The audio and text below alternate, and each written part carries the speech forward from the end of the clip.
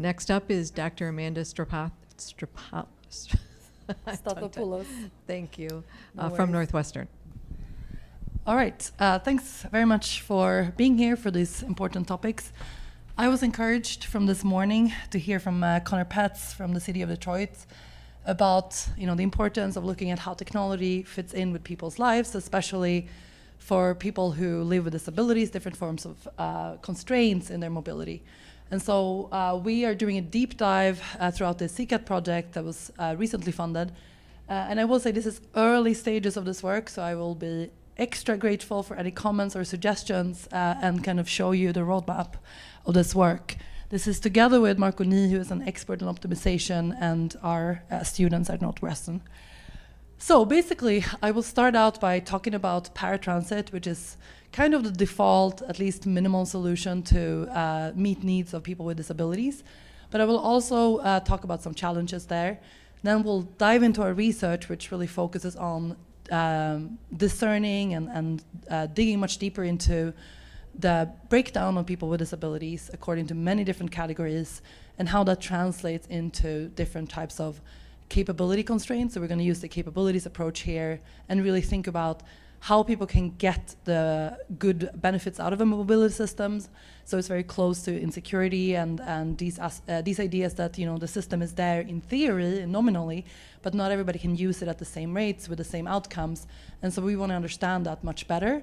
And then we'll talk about some data that we have obtained from our collaborators at the Regional Transportation Authority to start to show some of those trends, and indeed, the trends are quite concerning. So we'll skip by this. This is just kind of a mock-up of what my lab does. I just mainly want to focus on the glory of the students and interesting collaborations with other colleagues, and that a lot of my work takes place in the context of Chicago, and it's really grounded in particular, spatial and human realities of Chicago. All right, this is a busy slide, but I just want to tell you a brief story about paratransit. So currently, estimates differ, but the rate of people with disabilities in the US population has kind of a high estimate of almost 30%, so 60 million people, with a low estimate of about 45 million, so 13 or so percent of the population. We don't need to arbitrate what's the right number, but each of these numbers are extremely large. And most of us through our lifetime will have incidents of disabilities, and we will age, etc. So this means that disability affects many of our mobility choices, many aspects of mobility choices, like planning, executing, transferring, etc. On the side of regulations, the ADA regulates, from 1990, regulates access of people with disabilities to different parts of society, including mobility.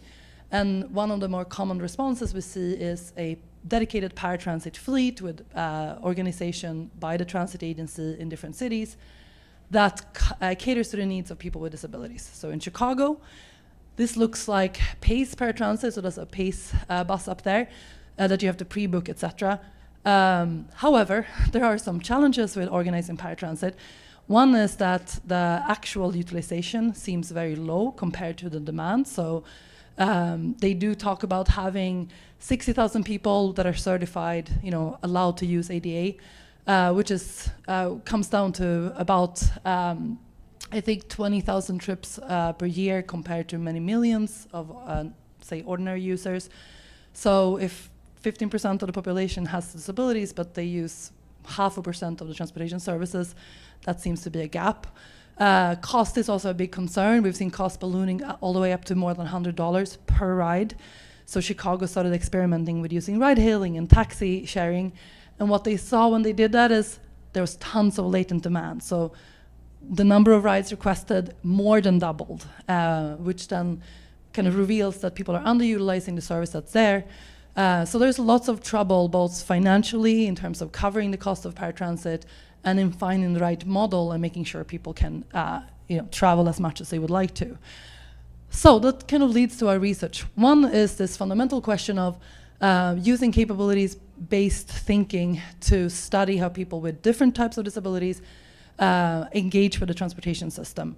The second question really focuses on the mobility resources as such, right? If we want to deploy connected autonomous shuttles or different vehicle solution, or if we want to understand how people use paratransit, we need to kind of look at the overall system of transit, car, paratransit, autonomous solutions, and understand how people with disabilities navigate this kind of multimodal complex system.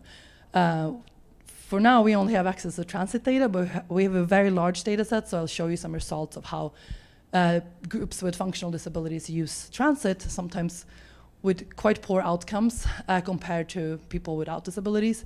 So there's already some concern there.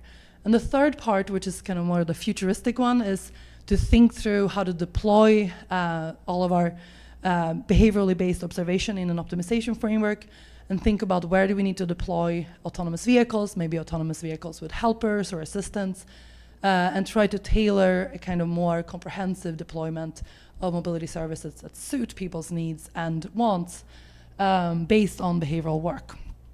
All right, so that first question, where we use the capabilities concept, really wants to kind of dive into the fact that even through our data, we see that people break down across many different types of functional disabilities. These are the 7 ones that are captured in our survey.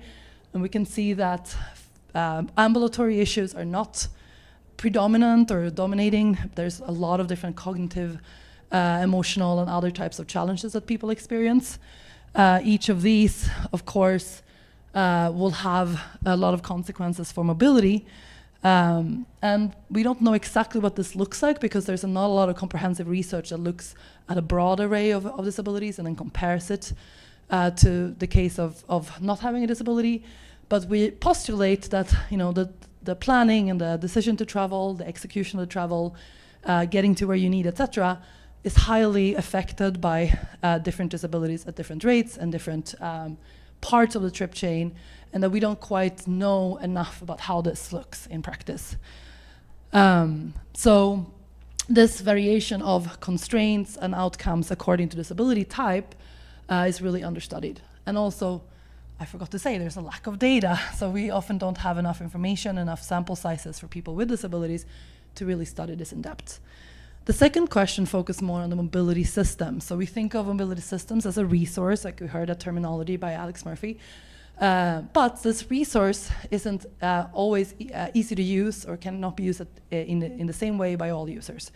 So we're thinking of capabilities as the way of kind of drawing benefit or being fully participant in this mobility system by all people. So we are kind of focusing in on how these different modes might compete, complement with each other, and how that looks for people with disabilities. We're going to study some important outcomes, such as satisfaction and failure to complete a trip, which is kind of the worst outcome of trip making that has gone wrong. And the third part focuses on this connection between behavioral analysis and optimization. So this is a future endeavor. But we started thinking about how on-demand services will have to be designed with a lot of these concepts in mind. Things like reassurance, trustworthiness, information has to be tailored very carefully with regard to the needs of people with disabilities. And it's not just about ambulatory issues or getting into a vehicle, but it's also the booking process, feedback, support, etc., that we need to think through. All right, so let's look a little bit at some data that hopefully will give us a bit more grounding and kind of see what the extent of these issues are. So after long courtship, we were able to get a hold of Regional Transportation Authority's data. They collect every 3 years, so it's a large customer satisfaction survey, they call it, where they basically screen their whole using population, and they collaborate with all the service board, that means suburban rail, urban buses and rail. And we actually had 25,000 people in this survey, and they included this functional disability question. So it's not a diagnostic question, it's about what you feel that you're unable to do. And people could tick this, they could tick multiple categories, and that's the focus of this work. And you can see here that even though only 8% stated that they have some kind of functional disability, because the sample is so large, we still have several hundred people in each of these categories, so we can actually see what their trip making is like. We also note that transit riders in Chicago are fairly low income, are not very likely to telecommute, and have very low car ownerships compared to a general population, and people with disabilities have sort of an exacerbation of this. So I'm just comparing here the breakdown of stated disabilities in the survey compared to stated disabilities in large-scale surveys in Illinois. And we can see that even though the extent is not the same, the breakdown is relatively similar. In cognitive issues, decision-making, etc., is quite a big share of this, of the issues. So in the plots I'll show you next, I grouped the disability categories in these 4 elements, thank you, to make it a little bit more easy to visualize.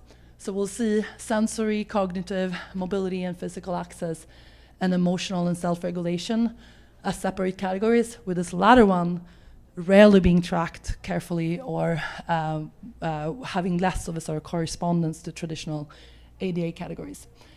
So we can see that while mobility constraints are associated with age, a lot of the other conditions are actually more occurring in younger people. And you can see that there's a really big, stark division in terms of income, where people without disabilities have very different income categories than people with disabilities. So there's a compounding there of different challenges. Alex talked about this as well. What do people use the transportation system for? Well, people with disabilities use it less for commuting because they have lower rates of employment, and more for medical visits and other discretionary travel. Their spatial patterns are also different, but we haven't yet studied that in depth. And you can also see that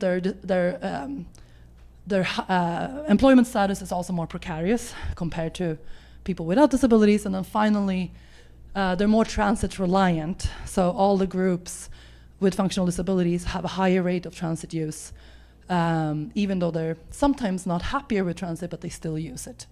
And they don't have a car to kind of default back to. All right, so let's look a bit at some modeling.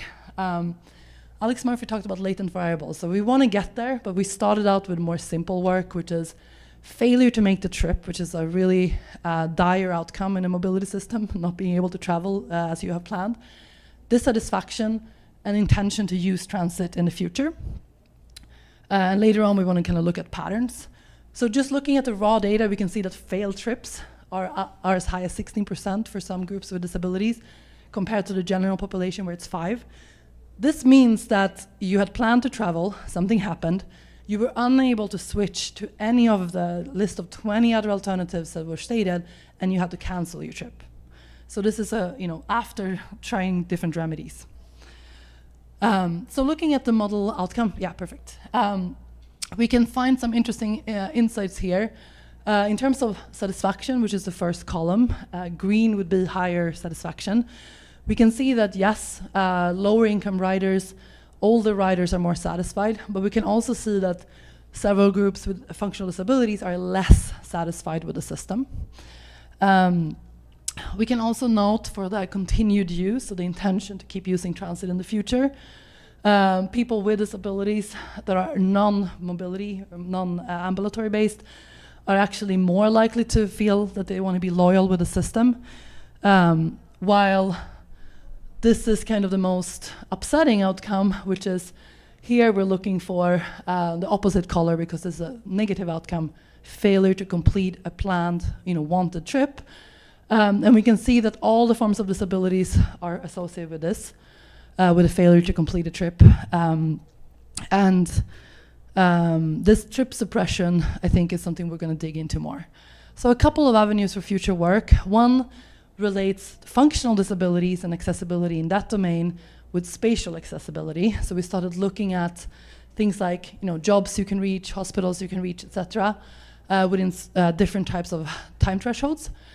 This we'll start to look at where are people with disabilities located, what are their trip making, to try to understand better how the physical and land use aspects of accessibility connect, so that we can think about system design and operations in a more careful way, because transit deployment is a spatial problem too.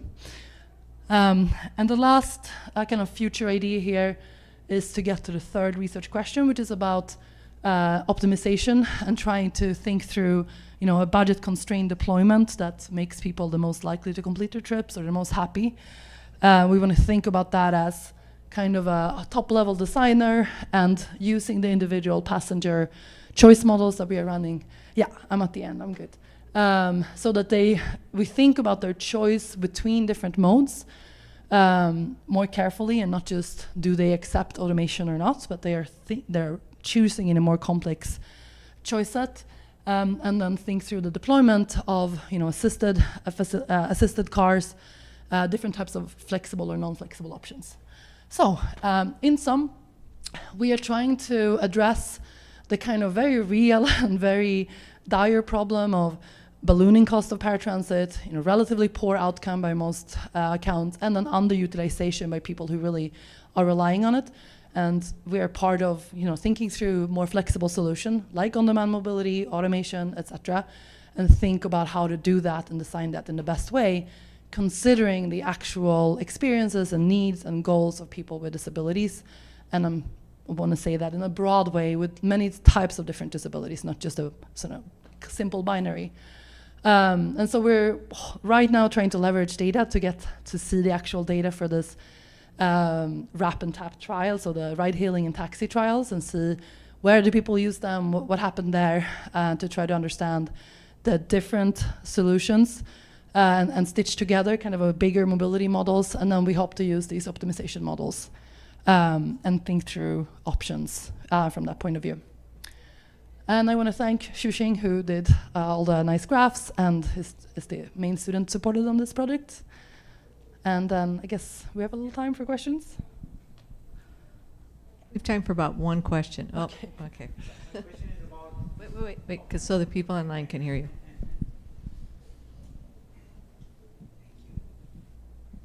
So my question is about your one slide you had about paratransit underutilization. I think you said PACE or something in Chicago area. Then you said that the cost for the trip compared to other options is pretty high, like $100 per trip. So my question is, if magically the situation changes where we can kind of divert some of the folks who need it to the paratransit solution PACE, will the cost come down? Is it because this $100 per trip is because of underutilization, or is it because of something else? Yeah, so there's no perfect analysis because they haven't studied mode switching in depth. However, what happened when they did the first trial of ride-hailing based services, they found that people weren't necessarily switching from paratransit to it, but it just amplified the demands all across the border.